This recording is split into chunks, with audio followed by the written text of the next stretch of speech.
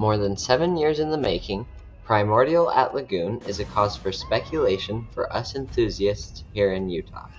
Lagoon is being so secretive, and since this ride is mostly inside a mountain, we have pretty much no idea what it will entail. Today I'm going to share with you evidence I collected on Tuesday, August 15th, 2023. I want to analyze it and let you guys come up with a prediction for Primordial.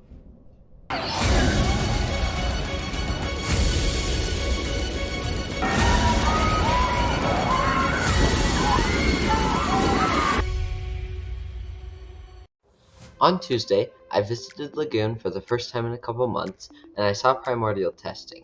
I was so excited, and I even got it on camera, but apparently it's been testing for a couple months, so my excitement was a little less founded. I noticed from my ride on Samurai that everything seems to be ready to go.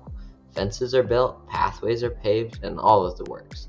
The plaza is kind of bare, so I wonder if they won't add trees or flowers, but the facade and the ride itself seems to be done, at least from the outside.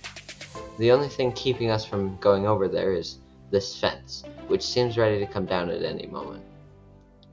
The next thing I noticed was that they were shooting a video in front of the ride. Sorry for the bad quality I got, but the video they shot does not appear to be on the internet, at least not yet, so I have no idea what it was about, but I was sincerely hoping it would provide us with information on the ride. The last and possibly most important thing I noticed were these cones. They were around the fence in front of the entrance. Nothing interesting except for one small detail. They're marked with S&S. So the ride's testing, the paths are paved, the facade looks finished, they were even shooting a video. All these signs point to the ride being very close to opening. I would think Lagoon would try to get this ride open in time for Frightmares, the park's annual Halloween event, which starts this year on September 8th. The reason I'm making this video, though, is to analyze those S&S cones. There are 3 reasons I can see that those cones could be there. The first is that S&S is manufacturing the track.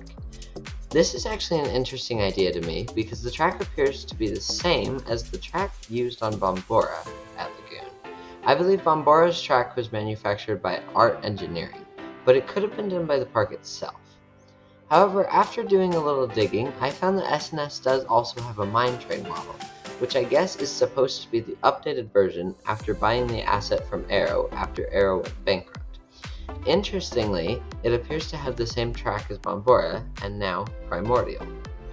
Also, S&S has only built one of these mine trains, El Dorado at Etnaland in Italy. Could S&S have the same track fabricator as Lagoon? It's actually pretty likely, in my opinion. S&S is based in North Logan, Utah, only an hour and 15 minutes from Lagoon. Could S&S be fabricating track for Lagoon? Could Art Engineering be fabricating track for S&S? Either is possible. The second possibility for these cones is that S&S is building some other aspect of the ride. One idea I came up with was the theoretical drop track. It actually makes sense. The only other ride I know of that Lagoon bought from S&S was Rocket, a combo drop tower that opened in 1999. The S&S drop tower uses compressed air to force the ride vehicle up and or down the tower, depending on the version that the park buys. Why then can't that same technology be applied to coaster track instead of a drop tower? The last idea I had involved only a small amount of research. Remembering that the last time S&S Worldwide worked with Lagoon was for Rocket, I wondered if maybe there was an entirely different S&S involved with this project. After all, why would a coaster manufacturer have their cones guarding the fence to a ride they only made track and or a drop track for? And so, after one simple Google search, I came across S&S Builders, based in Gillette, Wyoming. Their website says we specialize in concrete projects. And what is that mountain sitting behind Rocket? One giant concrete project. If not, I would imagine it's equally likely that they built the queue and the station building for the ride. These are just 3 options about 5 cones I saw that have 3 characters on them. Let me know what your ideas are about Primordial. I'd love to know what you guys think. Thanks for watching, and now go have a coaster adventure.